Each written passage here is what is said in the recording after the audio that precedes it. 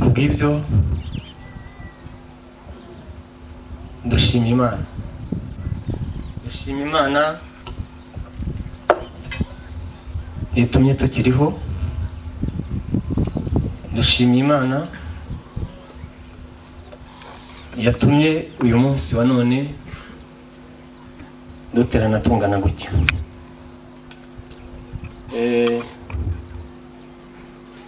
Ngewe uri hano nitwa Murangira Gratien,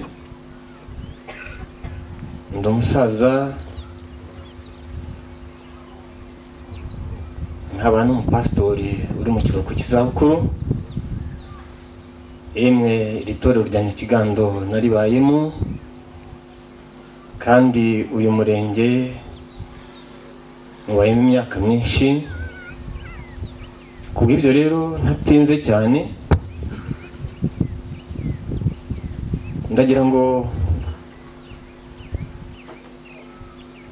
tumenye neza ko turi ku nshuro ya 31 twibuka Jenoside yakorewe Abatutsi 1994.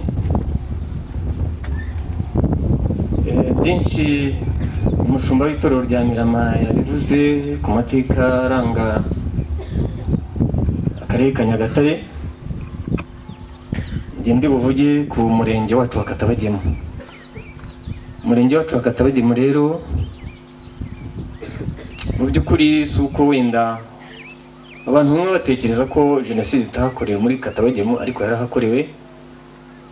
Ahubwo icyo navuga ni uko Imana y'u Rwanda, Imana ikunda Abanyarwanda, ikunda Katabagemu n'Abakatabagemu, hari icyo Imana yakoze muri biriya bihe bya Jenoside yakorewe Abatutsi, mu gihe interahamwe zari ziturutse muri kara karere ka Murambi. Imana yakinze ukuboko igakoresha iby'ubutwari ingabo za RPF zikarokora abantu ntihagire amaraso menshi ameneka. Nubwo mbere y'94 hari abagiye bapfa, kuko muri rwa rwibutso rwa Nyagatare hari umubiri uriyo, ndetse hari no mu tundi turere imibiri yagiye ituruka muri kano karere muri no murenge wa Katabagemu. Aho rero turashimira Imana kuko byagomba kuba bibi cyane, ariko Imana ikoresha ingabo za FPR turatabarwa. Yesu nashimwe. Hamwe n'ibyo rero nge ndi kugenda nsa n'uri ku mwanzuro mvuga ngo ibyabaye ntibikongere kubaho. Hano turi ku itorero rya Mirama, itorero ry'Imana. Buriya abantu basenga mbakunda cyane, buriya n'imibereho turimo, iki gihugu cyacu cy'u Rwanda, iyi si yacu ya rurema ibeshejeho n'abantu benshi basenga. Hagira ngo mubwire Abanyarwanda bamwe bavuga bati, cyangwa se abakristo bamwe bavuga ngo insengero zimwe zarafunzwe. Ntabwo zafunzwe, ahubwo urusengero rukuru dukwiye kurinda ni uru nguru, ni imitima yacu. Yesu nashimwe. Ndagira ngo rero mbanze nshimira itorero ryatekereje kwibuka kuri ubu buryo bwo gufata mugongo abarokotse Jenoside yakorewe Abatutsi. Muri umurenge wa Katabagemu habarurwamo abarokotse Jenoside 42, kandi aho tugeze mu kwibuka no kwiyubaka, tugeze ku ntera nziza bitewe n'ubuyobozi bwiza bwagiye budufata mu mugongo. Kandi abayobozi bacu, ubuyobozi bw'akarere, ubuyobozi bw'umurenge, yewe ni n'ubumwe rwose yitaye ku barokotse Jenoside.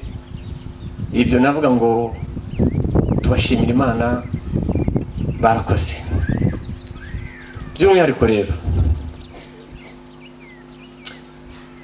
twese turi abakristo, kandi kiriya gihe cy'icuraburindi hari benshi bakoze amarorerwa bari abakirisitu. Yesu nashimwe. Ariko nkavuga ngo abakristo bo muri iki cyerekezo turimo, abakristo ba none, abakristo ba Kristo ba none ubu, twebwe hari icyo tugombye guharanira iteka ryose, cyane ko mu ndangagaciro y'umukristo habamo kwirinda. Birakwiye rero ko nk'ubutumwa bwa Ibuka iributsa abanyarwanda guharanira ubumwe, guharanira ubumwe bw'abanyarwanda, guharanira ubwiyunge. Ubwo twabugezeho kuko igihugu cyacu cy'u Rwanda kigeze ku ntera, cyane cyane iyo turebye ku budasa bw'u Rwanda tujya dusanga ahanini iyo dusubije amaso inyuma, u Rwanda rwamaze kwiyubaka. Mu budasa bw'u Rwanda dusangamo harabaho gusaranganya imyanya, abantu bagahurira muri guverinoma, gucyura impunzi byarabaye, gusaranganya ubutaka, umuntu ntikanyize ubutaka wenyine.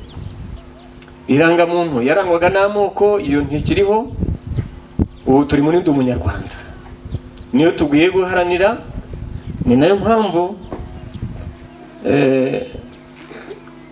mu budasa bw'u Rwanda harimo uburezi kuri bose budaheza,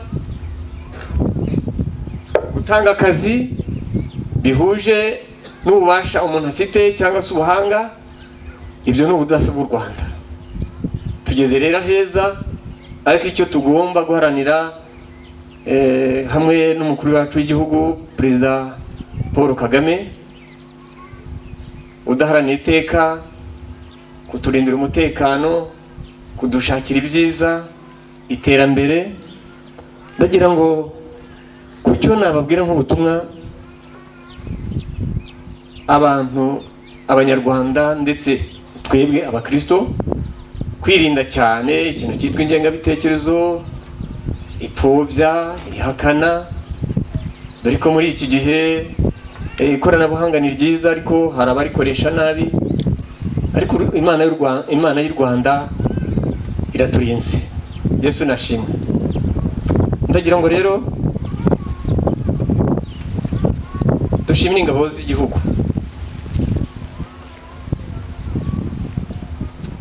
Hano muri kano karere ka Nyagatare haracyakorwa ubushakashatsi ku bya jenoside, ku mateka.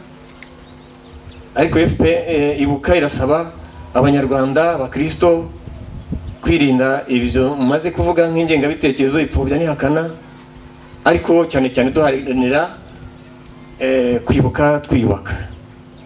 Bakristo rero bene data, mukomeze urukundo, imbabazi, kandi by'umwihariko turashimira itorero rikomeza gufata mu mugongo abacu barokotse jenoside. Kandi kuko nk'uko mushiki wacu yabivuze, nta bwigunge, ahubwo ubu dukomeje ubumwe n'ubudaheranwa. Ndagira ngo rero ntatinze cyane